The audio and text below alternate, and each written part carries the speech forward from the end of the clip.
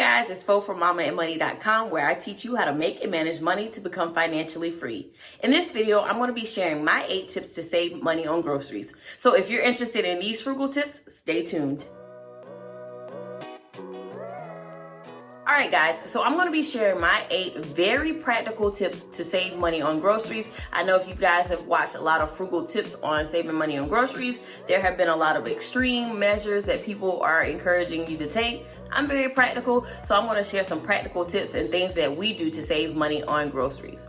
So first and foremost, the first thing that you can do to save money on groceries is buy only what you need. Yes, only buy what you need.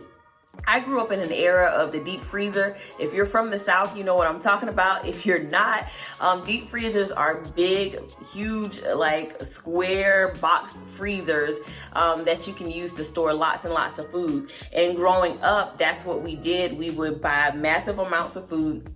We would store it in the deep freezer so that we would have it throughout the year. But the problem was that we ended up wasting a lot of food. A lot of that food didn't get eaten. It got frostbitten. We would go through the freezer a couple of times a year where we would just have to take everything out, clean it, sanitize it, and throw out food. So that was a complete waste of money. So as I got older and began living on my own, I lived in apartments and a deep freezer wasn't even an option. So I really learned how to only buy the things that I need within that week or 2-week time frame. And now that we have a home, we don't even have space for a deep freezer. So we kind of continue the habit of only purchasing the items that we need for that week and a little bit beyond that. So if you want to save money and you also want to avoid wasting food, buy only what you need. Don't get beyond what you need within the week or a week and a half or 2 weeks time frame. So only buy what you need if you want to save money on your groceries. The second tip is to meal plan. Obviously, in order for you to know exactly what you need to buy, you need to have a plan. So I definitely encourage you to meal plan. This is something that we absolutely live by. Now, we actually have a menu planner that I keep on our refrigerator, and every Thursday I will go in and write down the plan for the week. Now, for me to get ideas, usually I'm coming up with ideas out of my head. I'm making up recipes as I go or as I think about things. But you can definitely go to sites like Pinterest to find recipes that can help you plan your meals for the week. Another great idea is to go to websites like HelloFresh or other meal preparation sites and see what their menus are and literally just copy what their menus are. You don't have to buy their meal packages, but you can get an idea of what you can cook, the ingredients that are necessary so that you can plan out your meals and therefore plan out your grocery list. So my second tip is to meal plan. Now, once you meal plan, the third tip that I recommend is to meal prep.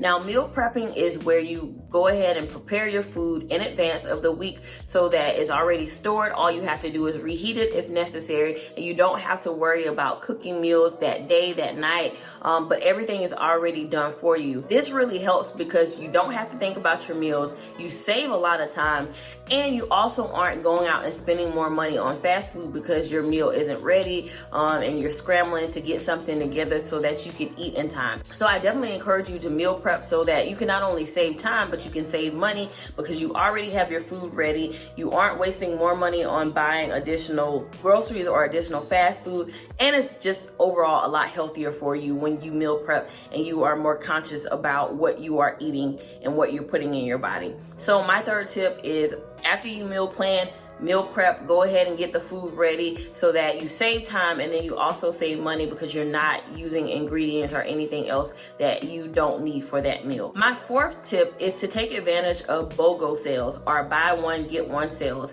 This is what I use on items that I know I'm going to consume during that week or items that are non-perishable that we want to keep in storage. Now, I do recommend only buying what you need, but there are some items that you can keep in storage. Things like rice, things like flour, things like pasta, those things that don't necessarily expire.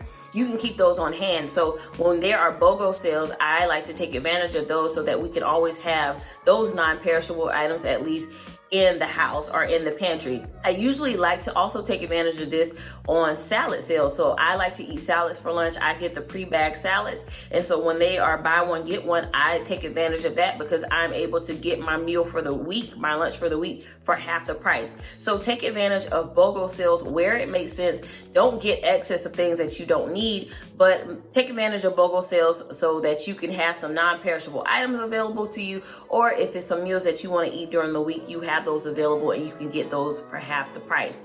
The other great thing about BOGO sales is you don't have to get both items. A lot of times with BOGO sales, if you get one item, it's half the price. So if you don't need two of something, just get one, but just know that you'll be able to get it for 50% off. So that's another way that you can save money on your groceries. The fifth tip that you can use is to tailor your menu around sales. Now, this isn't something that I particularly do, but you could essentially tailor your meal plan around sales that are happening. So if you grab the weekly sales newspaper from your local grocery store, or if you go online to see what sales they're having, you could essentially plan your meal around the sales that are happening. So that is one great way that you can save money on your groceries because you are literally only eating things that are on sale. So of course this goes into the whole meal planning thing, but definitely check out the weekly sales page for your grocery store or go online to see what sales are happening, and you could essentially plan your meals around sales. My sixth tip is to always check your pantry, check your food inventory before you go shopping.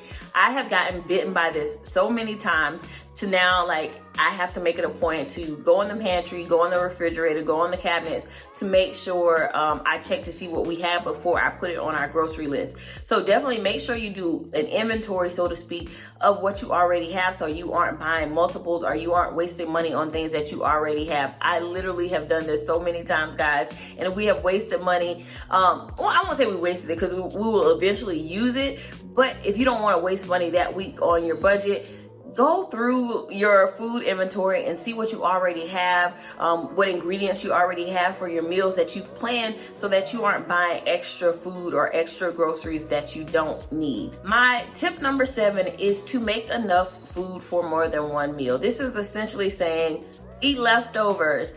This is something that we grew up on. This is something that we practice in my home. When I make a meal plan, for the most part, I plan to have one of the meals go over for 2 days. So if I make spaghetti, typically baked spaghetti, I will plan it to be a two-day meal.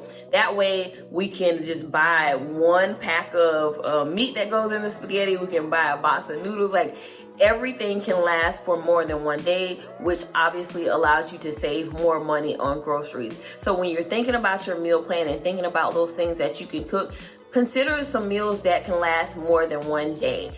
It literally will not kill you to eat leftovers. Now, obviously, I know some food isn't good second day, but where you can, find an opportunity to create recipes or to make food items that will last for more than 1 day so that you can save a little bit more money on your groceries. My 8th tip is to use cashback apps. Now, I know you're thinking, how do you use cashback apps on groceries? Well, the app Ibotta and the app Fetch Rewards allows you to scan in your receipts so that you can get points that go towards gift cards or points that actually go towards cash. I use both Ibotta and I use Fetch Rewards. With Ibotta, once I get the receipt from the grocery store, I literally just scan it and it gives me credit for that shopping trip. It looks to see what items match whatever promos they have going on with the app.